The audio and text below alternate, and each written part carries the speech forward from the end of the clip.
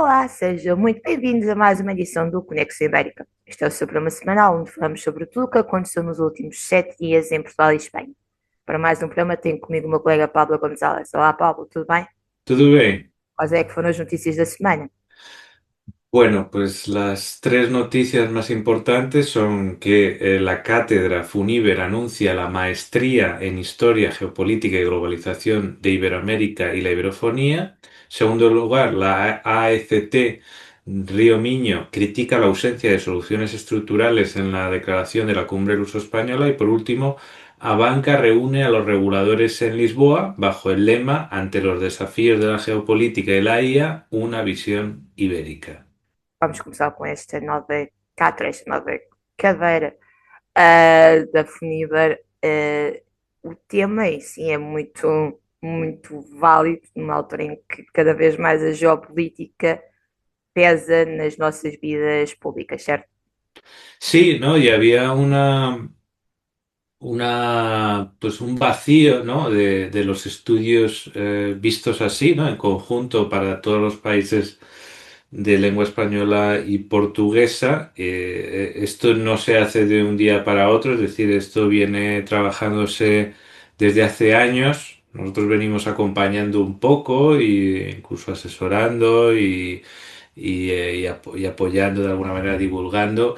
Y bueno, pues por fin va a existir una maestría, un máster que se llama aquí en España, y también va a haber una especialización universitaria en historia del mundo hispánico y de la iberofonía, ¿no? Entonces, pues bueno, esta cátedra de FUNIBER está dirigida por el politólogo español Fridiano Durantes Prados. Y bueno, pues es uno de los impulsores del paniberismo contemporáneo y ha anunciado este máster en Historia y Geopolítica de la Globalización de la Iberofonía, que incluirá asimismo una especialización universitaria. Bueno, ya nosotros no necesitamos explicar lo que significa todo este espacio panibérico de la iberofonía, pero bueno, ya está llegando a los 900 millones, si se cuenta el número de hablantes en general en todos los continentes, no solo los países que hablan, sino los hablantes en terceros países que aprenden español y portugués, o que migran, ¿no? Y que llevan consigo su lengua y se la intentan enseñar a las nuevas generaciones. Y bueno, pues se trata de un máster con una sólida formación en historia, en geopolítica, en relaciones internacionales y en antropología social. La maestría carga una carga lectiva de 90 créditos, a ser completados un periodo de 2 años, y también incluye esa especialización, de 54 créditos para aquellos alumnos que deseen restringirse al ámbito historiográfico del espacio panibérico, ¿no? Porque entonces hay gente que podrá estudiar ese máster o podrá hacer algún tipo de especialización combinando con otros tipos de cursos, ¿no? Entonces, bueno, pues como dice su propio nombre, pues se abordarán esos aspectos fundamentales geopolíticos, históricos, contemporáneos y de perspectiva del mundo hispanohablante y lusófono. Y a lo largo del programa se explorarán, pues eso, diferentes temáticas, diferentes asignaturas donde abordarán los fundamentos teóricos, la historia general de este mundo ibérico, los elementos identitarios del espacio panibérico y de la iberofonía, incluyendo las bases conceptuales de evolución del pensamiento panibérico, también la articulación actual del espacio de la iberofonía y un atlas contemporáneo de la iberofonía, y bueno, esa visión prospectiva y participativa de la comunidad mundial iberófona. Bueno, pues realmente esta red, ¿no? que supone Funiver, porque conecta diferentes universidades en Cantabria, en España, en México, en Puerto Rico, en República Dominicana, pues bueno, realmente une mundos muy importantes, ¿no? Para crear puentes y diferentes ángulos de análisis que se ha querido dar para poder entender la historia en común que existe en este espacio. Agora, nós no último programa falámos sobre a Cimeira Luso-Espanhola, mas a verdade é que há algumas críticas. Sobre o quê? Bueno, pues en concreto la ACT Río Miño, que pues eso ha lamentado que no haya una respuesta estructural a los principales problemas del tramo internacional, porque se llegó a firmar, sí, un memorando, ¿no? Un acuerdo entre los dos países sobre el río Miño en específico, ¿no? Pero lo que se firmó es una cuestión de navegabilidad, de seguridad, pero no tiene en cuenta las preocupaciones del tipo de progresivo aterramiento del río, la proliferación de especies exóticas invasoras y los impactos derivados de la gestión de los caudales transfronterizos, ¿no? Entonces, bueno, pues ellos se quejan, ¿no? En particular José Manuel Vaz Carpinteira, que es el director de la CT, pues que, bueno, que han intentado eso, hablar en conjunto con una sola voz y que no les han hecho caso, ¿no? Pero bueno, que insisten en que van a seguir intentándolo para que no sea un acuerdo más amplio de lo que se tuvo y que se tenga en cuenta los problemas fundamentales que tienen que ver con esos recursos ambientales, sociales y económicos de esas comunidades ribereñas. Agora passamos para a banca, que ele fez um encontro aqui em Lisboa e onde a inteligência artificial tem um peso cada vez maior também no setor bancário, não é? Sí, sí, en todos los sectores cada vez está revolucionando más las cosas y la geopolítica y la IA, que muchas veces incluso van de la mano, pues bueno, Abanca ha querido también, en consonancia y en coherencia con su visión también ibérica, pues también lo ha traducido también en un lema que ha llevado a un encuentro donde han estado presentes el Banco de España, el Banco de Portugal, la CNMV y la CNMVM,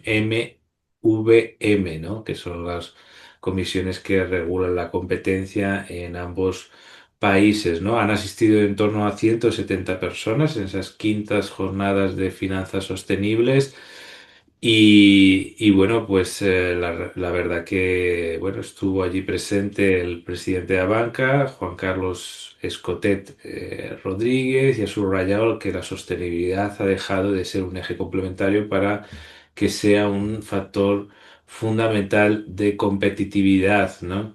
Entonces, pues bueno, o sea, estuvieron allí pues Judith Arnal, investigadora del Real Instituto Elcano, Paulo Portas, CEO de Vinciamo Consulting, ¿no? Estuvo bajo la moderación de Víctor Bento de la Asociación Portuguesa de Bancos y bueno, y allí estuvieron la vicegobernadora del Banco de España, Soledad Núñez, con la vicegobernadora del Banco de Portugal, Clara Raposo, y el CEO de banca, Francisco Botas. Entonces, pues bueno, han podido tener un debate bastante productivo sobre los mercados de capitales, su financiación y cuestiones también del ámbito de crecimiento en el ámbito verde.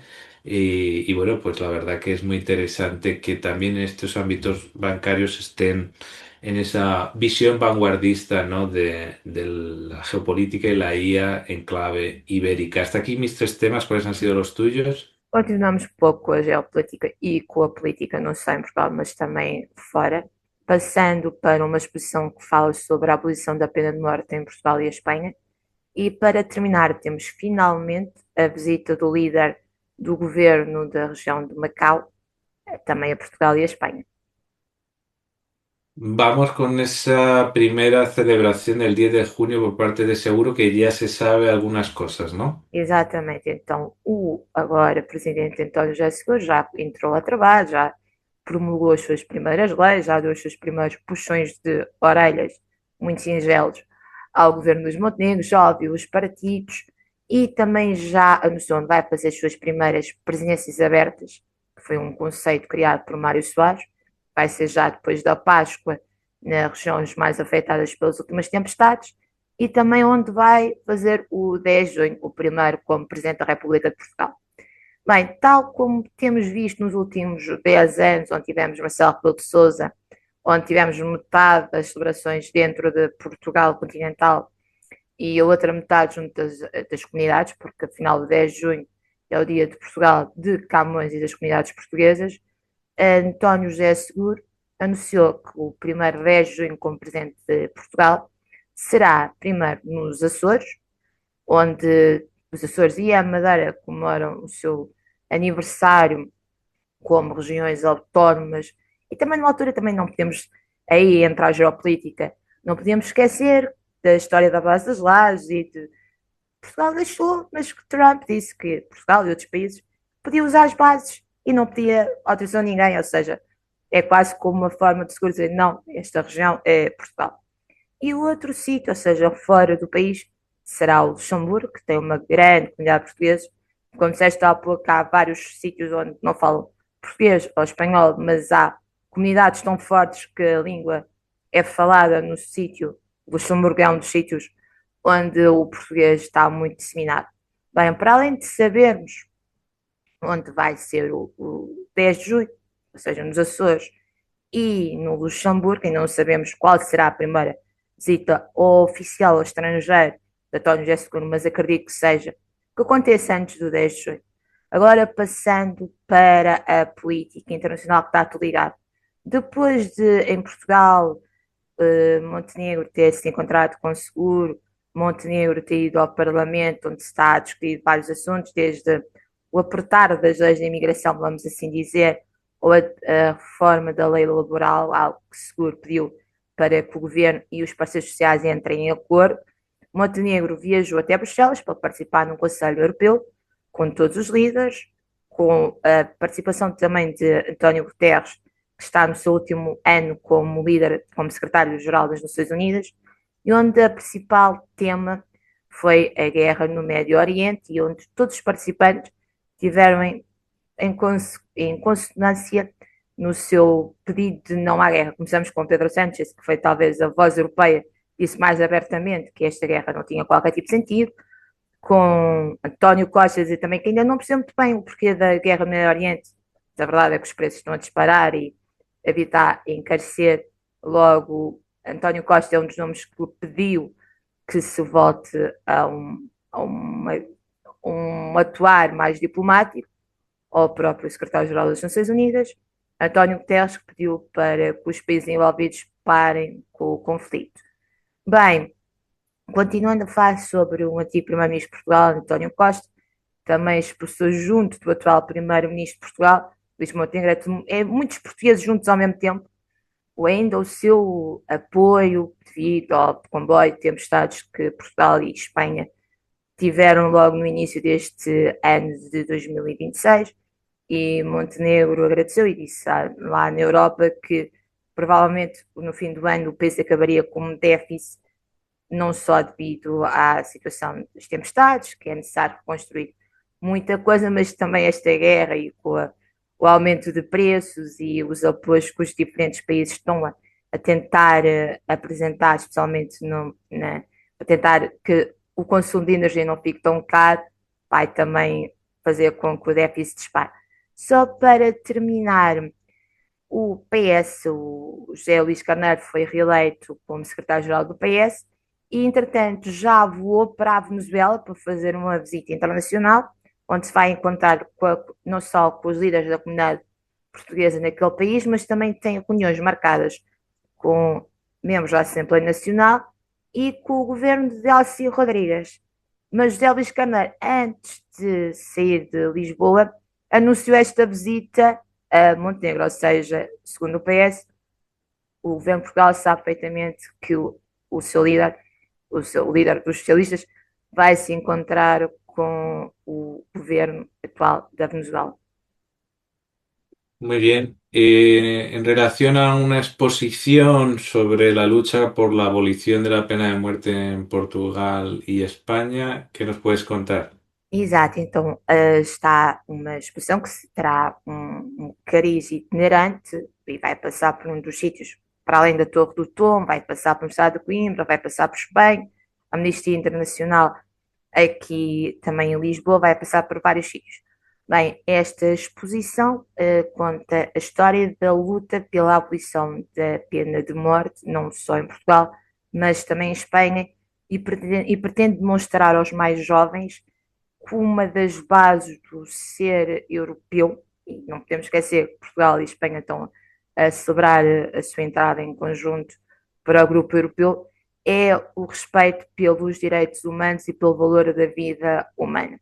Bem, esta exposição, que apresenta vários arquivos históricos, incluindo biografias dos últimos condenados oficiais à morte, não podemos esquecer, tanto de Portugal como Espanha tiveram regimes ditatoriais e aí as pessoas desapareciam.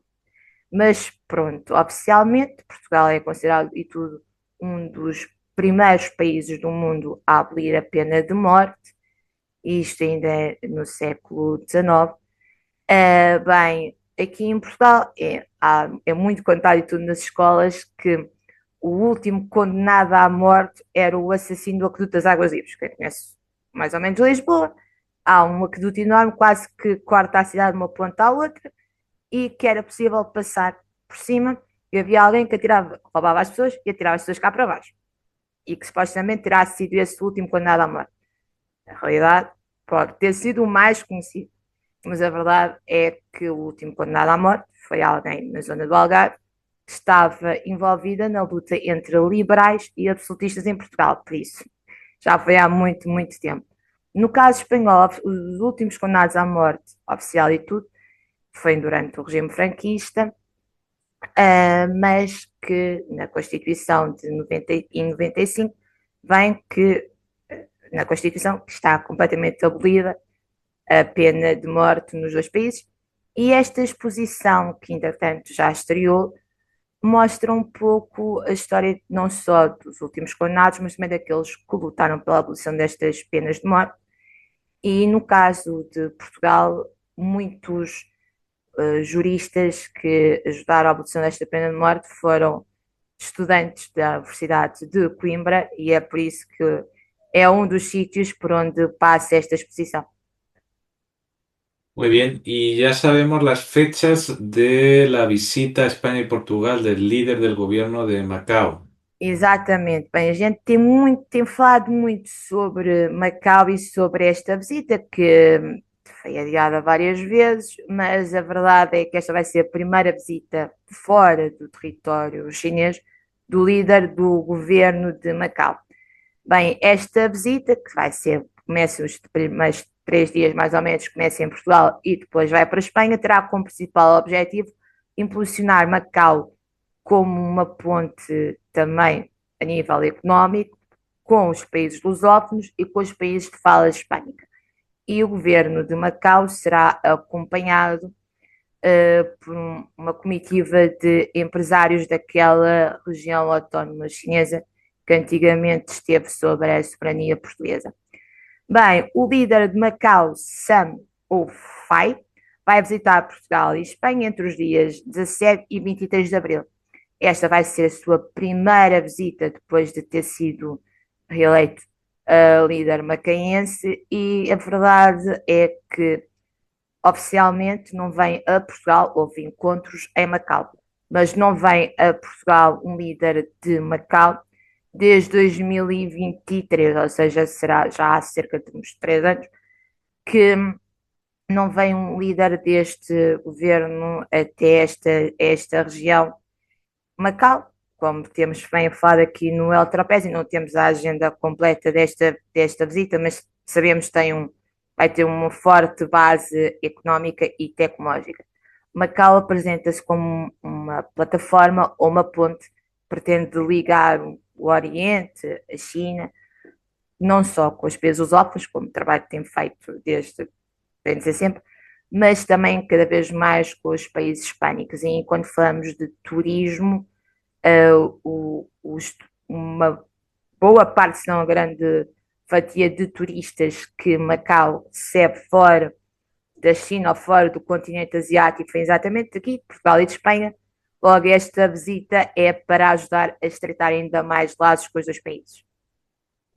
Muy bien, pues como sabéis, estamos muy atentos a las noticias de Macao y de toda la iberofonía y en particular, claro está, de Portugal y España, en español y portugués. Ya sabéis dónde encontrarnos en nuestro canal de YouTube, El Trapecio TV o en nuestras redes sociales. Hasta la próxima semana. Até a próxima.